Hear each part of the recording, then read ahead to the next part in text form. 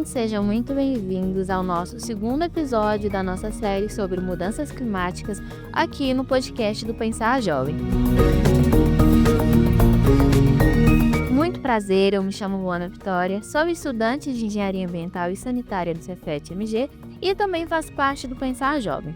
E para enriquecer ainda mais a nossa conversa, temos o prazer de receber a professora Carolina Dias, que é especialista em climatologia, clima urbano e mudanças climáticas e que atua no Departamento de Geociências do Cefet-MG. Oi, Carol, muito obrigada por ter aceito o nosso convite de estar participando da nossa série sobre mudanças climáticas. E para começar, professora, é de extrema importância a gente entender melhor o tema da nossa série. Então, é importante esclarecer alguns conceitos como o que é o efeito estufa e os gases que estão relacionados a ele, porque a gente ouve muito sobre esse fenômeno, tanto os aspectos positivos quanto os negativos. Então, Carol, você poderia nos explicar um pouco melhor sobre os mitos e as verdades que existem em torno do efeito estufa e se é o excesso desses gases que realmente causam o aquecimento global? Oi, pessoal. Primeiramente, eu venho agradecer a oportunidade para falar sobre esse tema muito importante, principalmente na atualidade, né? Nós temos vários episódios trágicos recentes e que marcam esse tema mudanças climáticas. Tornados, furacões, ondas de calor, secas extremas, inundações, como as que aconteceram, né, no Rio Grande do Sul, tiveram grande repercussão, tudo isso se conecta ao tema mudanças climáticas. E para responder essa primeira pergunta sobre o efeito estufa, os mitos e as verdades, eu começo dizendo que o efeito estufa ele é um fenômeno natural. Ele ocorre a partir de uma reação química entre as moléculas de oxigênio na segunda camada da atmosfera, a estratosfera, mais ou menos a 50 quilômetros acima da superfície. E é exatamente nessa camada de ozônio que nós temos o nosso principal protetor planetário, que vai bloquear a entrada dos raios nocivos solares, os raios UVA e UVB, e assim a gente consegue proteger a nossa biodiversidade. Então, já para diferenciar, o problema associado ao efeito estufa é a intensificação desse aquecimento natural em função das ações humanas depredatórias ao meio ambiente. Esse aquecimento anormal, né, esse efeito estufa intensificado, é que traz problema para a humanidade. E aí a gente pode sim associar esse aquecimento às mudanças climáticas.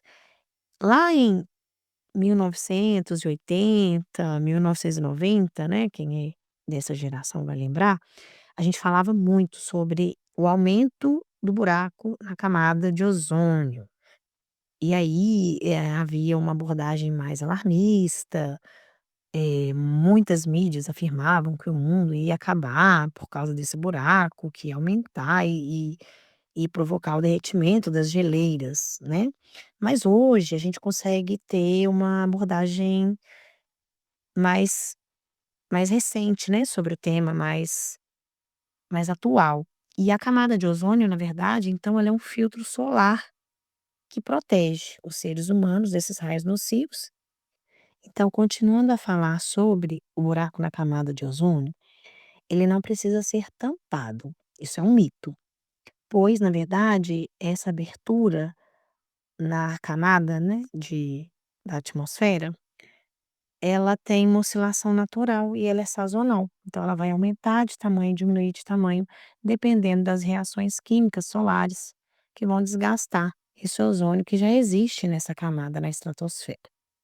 Então, aí a proteção sobre a humanidade vai também diminuir quando ela fica mais rala.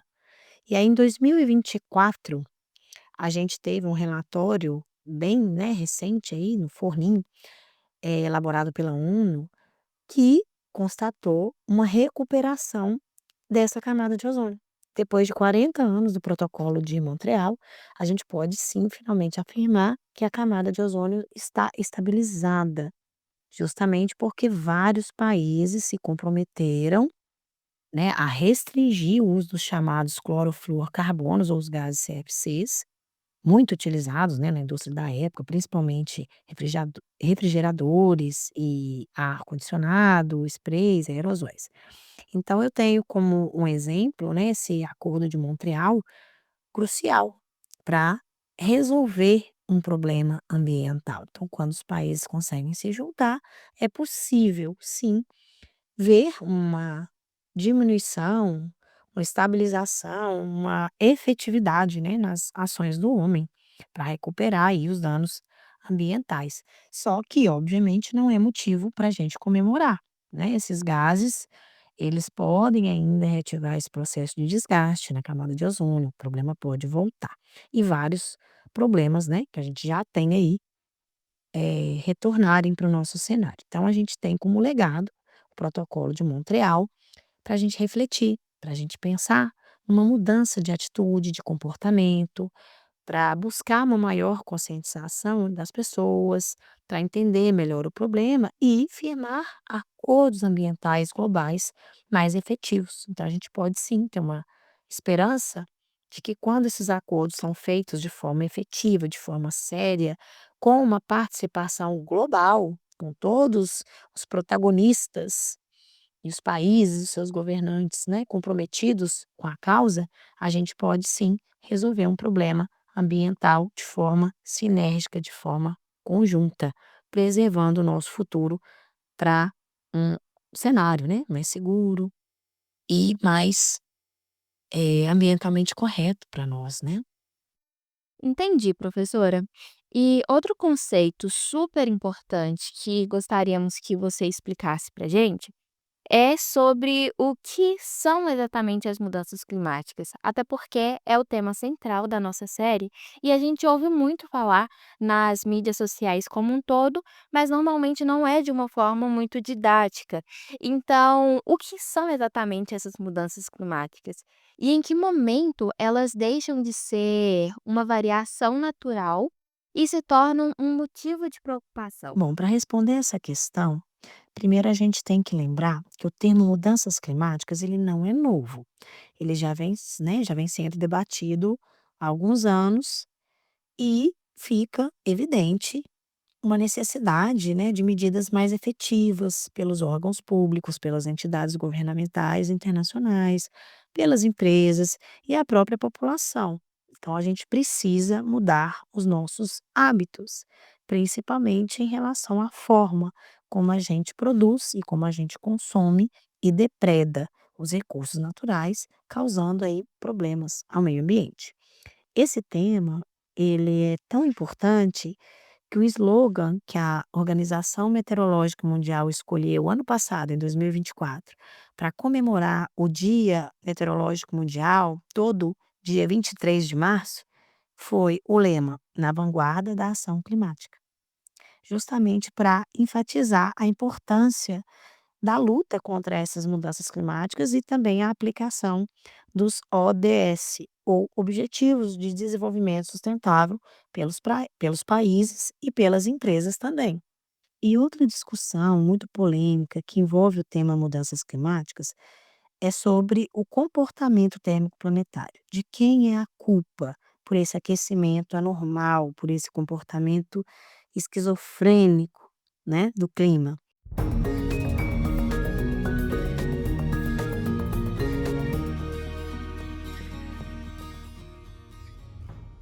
E aí a gente vai diferenciar as abordagens naturalista e antropogênica, e também os termos variabilidade do clima e mudanças climáticas. Cada um deles vai estar, então, associado a uma dessas abordagens. A abordagem naturalista, ela vai associar, então, a culpa desse comportamento térmico anormal a fatores naturais. Então, a gente pode citar a variação da radiação solar, as atividades vulcânicas, a poeira cósmica e a própria variação das fases quentes e frias do planeta nos períodos glaciais e periglaciais. Uma explicação que é muito mais ligada a conceitos da astrofísica, né, onde a Terra, então, tem os seus ciclos naturais de aquecimento e resfriamento, então não seria uma culpa direta do homem por esse comportamento. Já o segundo termo, né, mudanças climáticas, ele é utilizado pela ONU, está muito, né, frequente na mídia, e ele faz uma associação direta à culpa desse comportamento anormal das temperaturas globais às ações antrópicas. Quando ele libera gases de efeito estufa, quando, ocorre queimadas, secas severas, desmatamento, quando a gente tem uma alteração na paisagem, quando tira a vegetação e faz, né, edifícios, alguma obra, alguma construção. Então todas essas ações humanas vão afetar de forma direta o comportamento térmico do planeta e estão associadas à ocorrência desses eventos climáticos extremos, né. Então esse novo normal seria culpa direta das ações humanas. Muitas vezes também a gente escuta o termo emergência climática, colapso climático. Tudo isso está associado então à ação antrópica e a gente precisa reduzir, precisa interromper ou pelo menos, né, amenizar, atenuar esses danos ambientais que, de acordo com alguns meteorologistas, já chegaram no seu ponto irreversível, né. Então esse novo normal seria já um novo cenário para a humanidade se adaptar. A palavra da vez é a adaptação. Todos os lados, né, todas as 2 abordagens, elas têm um viés científico e também político. Então atrás desses termos, existem também interesses econômicos, como um pano de fundo, né, e aí a ciência ela perde muito quando existe essa polaridade, que hoje ela está muito mais ligada a um cenário político. Negacionistas, né, como a mídia vem chamando, eles, afirmam inclusive que a Terra está resfriando, ao invés de se aquecer. E quando a gente vê, né, muitas reportagens indicando o contrário, principalmente em 2023 e 2024, que bateu recorde de temperatura dos últimos 100.000 anos, de acordo com o Instituto Copérnicos, e que trouxe aí um aumento de 1,5 graus nas médias térmicas globais, né. Então isso tudo vem dentro de um pacote complicado para a ciência, que atrasa, né, os avanços e as políticas públicas efetivas para mudar esse cenário.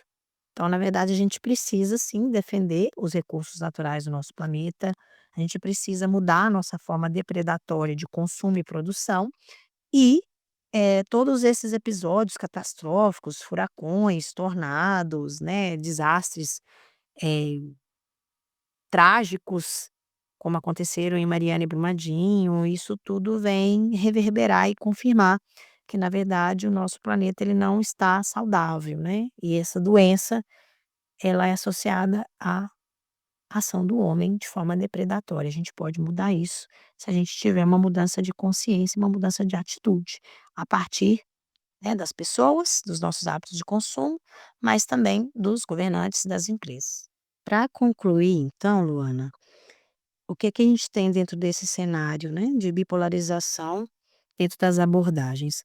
Isso só reforça a relevância da gente trabalhar esse tema, de aprender, de fazer essas diferenciações conceituais, porque é um tema que está no cerne das discussões acadêmicas da atualidade e precisam ser aplicadas nas políticas públicas, principalmente nas grandes cidades. Ondas de calor matam, né, a gente teve recordes de mortes no ano passado na Europa, mais de 12.000 só no último verão europeu, então isso é muito sério.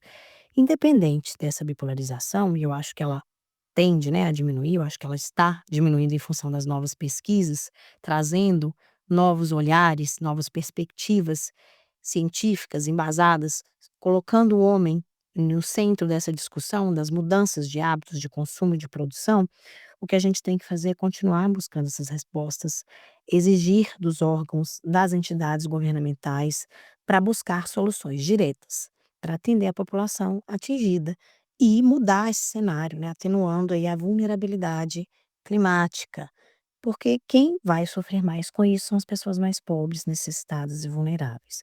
Então a gente precisa exigir um planejamento urbano mais efetivo e estratégico, implementado nas cidades, para mitigar ou evitar a recorrência de catástrofes e cenários tão lamentáveis como esses que a gente citou, de Mariana, Brumadinho, de furacões, de enchentes e inundações.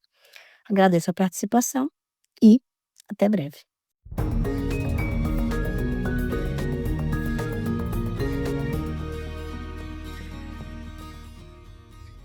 Nesse episódio, nós esclarecemos alguns conceitos muito importantes para entendermos sobre o tema da nossa série e também para entendermos o mundo em que vivemos, porque esse é um assunto muito atual.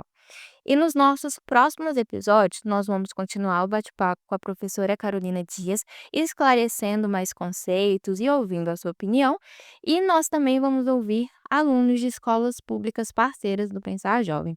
Se você ainda não conferiu o nosso primeiro episódio, confere lá porque está imperdível. Nós tivemos a participação de alunos da graduação de Engenharia Ambiental e Sanitária do C7MG, falando para a gente, né, compartilhando um pouco sobre o seu ponto de vista sobre esse assunto como futuros profissionais da área. Nós agradecemos a participação de todos nesse episódio, e especialmente a nossa convidada Carolina Dias.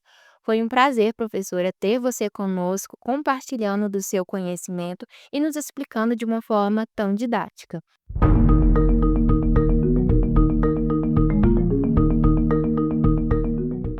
O Pensar Jovem é um projeto aprovado pela Diretoria de Extensão e Desenvolvimento Comunitário do C7MG e é coordenado pela professora Carla Moreira. Convidamos vocês, alunos e professores de escolas públicas, a participarem dos nossos debates, tanto aqui nos episódios do podcast, quanto em nossas redes sociais. Então nos siga no Instagram, que é @pensarjovemc7mg, tudo junto e tudo minúsculo. Todas as informações sobre como enviar suas propostas estão disponíveis por lá. Nós agradecemos a você que esteve até aqui o final desse episódio de hoje e até os próximos!